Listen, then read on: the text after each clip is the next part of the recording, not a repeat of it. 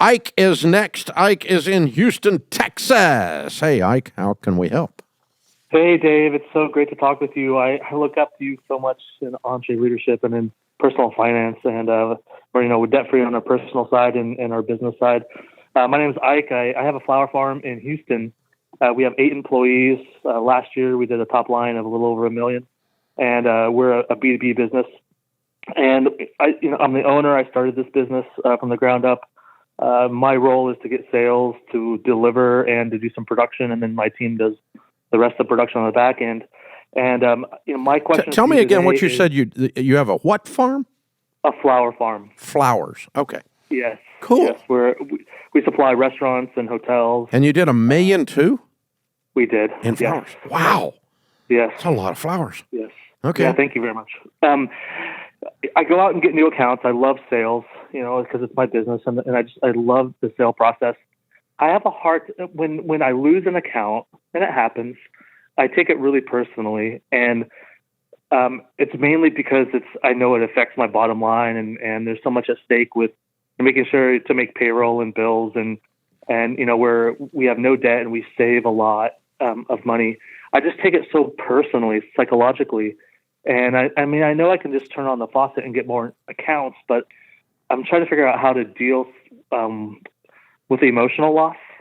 And I wanted to know, in your experience, how you've dealt with that. The more of it I've done, the more I realize that single account doesn't matter as much as I thought it did. Okay. And so it gets better with time. The more of them you lose, the tougher you get. But it's not really just toughness.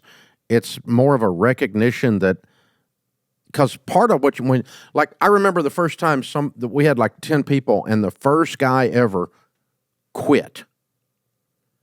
And that was like, why don't you want to work here? You don't like me? You're and he wasn't even that good of an employee. But I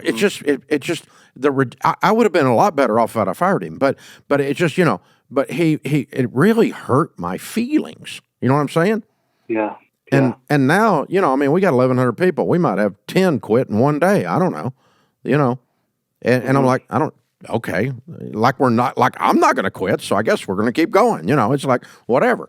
And I figured out that each time someone left, even if it was someone I loved and I usually, and had a close personal relationship with, each time they left, I thought that was going to be the end of the world. It turned out not to be the end of the world.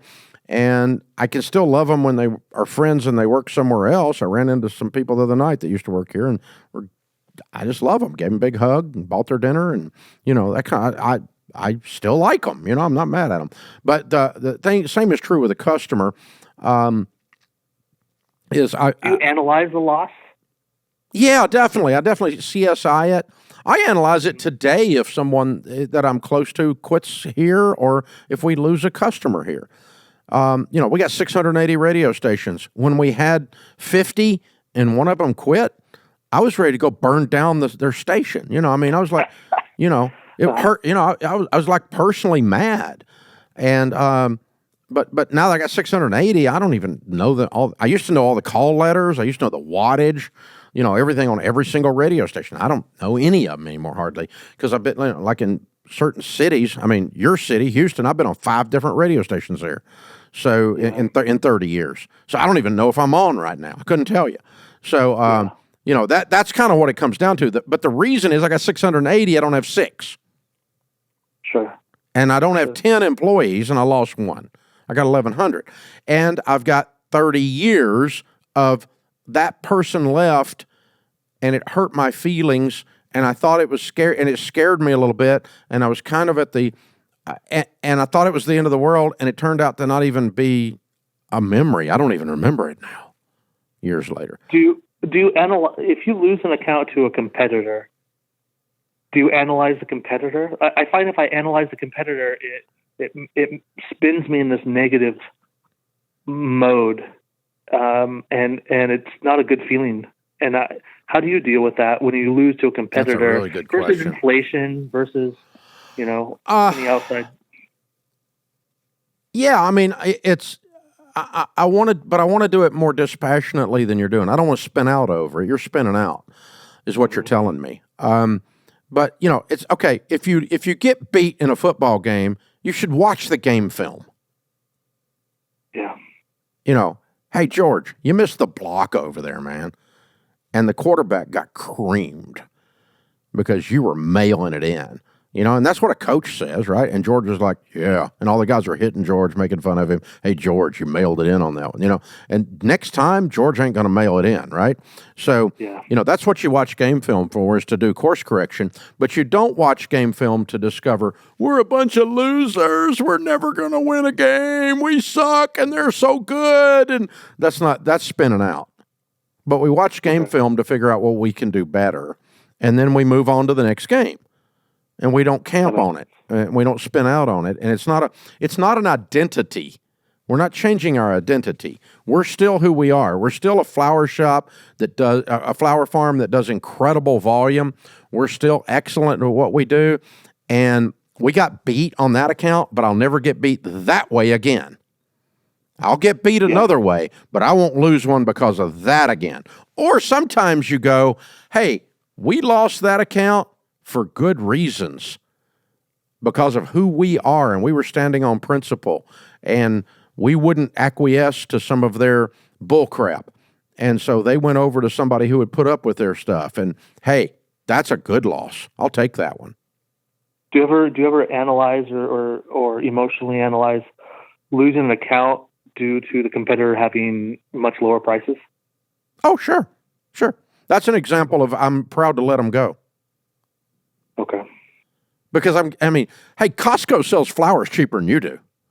Yeah. And if the stupid restaurant wants to go over at Costco, then they're not your customer. Mm-hmm. That's not who you serve.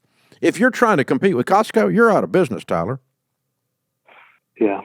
You're not. The Costco customer needs to go to Costco. That's what they're for. And I like Costco. They're a customer of mine, and I'm a customer of theirs. I'm not mad at them. I'm just saying, you know, that if that's the market you're in, but you're fine French wine, you're not box wine. You're gonna get beat on price. Good. But you're not going to beat me on quality, and you're sure not going to beat me on the quality of the people that work in our organization, and you're sure not going to beat me on integrity, and you're sure not going to beat me on customer service. I'll kick your butt on all of those. But if you want to race to the bottom on price, hey, I'll see you down. I'll just stand back here and watch you hit the manure pile. Yeah, but we believe in that too. Not to lower our prices. It's the same amount of work. No, I'm not. Same amount of overhead. No, I'm very proud of what we charge, because everyone makes a multiple on what we teach them.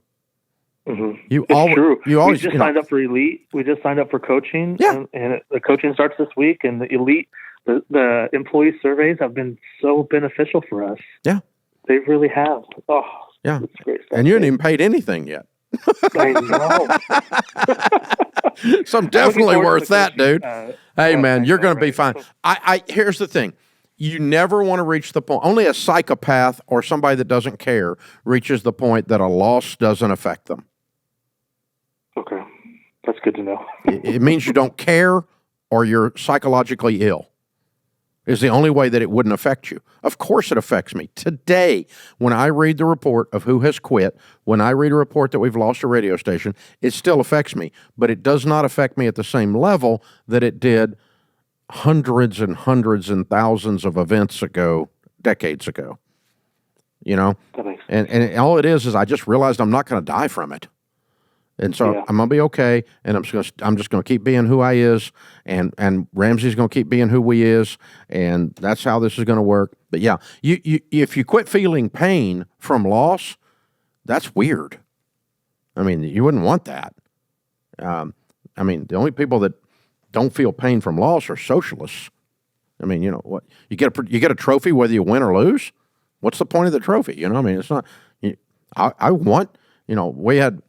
Daniel and my son and I were talking the other day about this guy was telling us that the kids he was coaching, the 13-year-old kids on something, they lost the state championship and they were crying. And in the locker room, these guys, these young boys or young men were crying, and the guy was all upset. He goes, "Those kids were crying," and I'm like, "Well, they lost. They cared. Of course, they worked all year. They've been practicing in the hot sun. They've been kicking butt and taking names. They wanted the gold ring, baby, and they missed it by one game, being the state champions. Of course, they're upset. That's a good thing. I don't want them psychologically scarred for life. But if you're not upset by that, by putting in a huge amount of effort and then still losing, you're weird. That's just dumb. That's where these socialists, these communists, everybody gets a trophy and everyone should feel no pain and everyone needs a safe place. And if you disagree with me, you're a narcissist who gaslights me. Oh, crud. Grow some thick skin, really. And not you, but the rest of those people. But anyway, yeah, gosh, that's the thing. So that's the deal. Yeah, you're going to feel pain when you lose, if you care. And you're going to want to know how not to have that happen again. That's watching the game films, if you care. So very good question. I'm honored to have you in the coaching system, honored to have you in the EntreLeadership podcast audience. You run a very cool business. I like the sound of it. You got a big old heart. And that big old heart's going to take you a long way. By the way, thoroughbreds all have big hearts. Donkeys got little hearts. This is the EntreLeadership Podcast.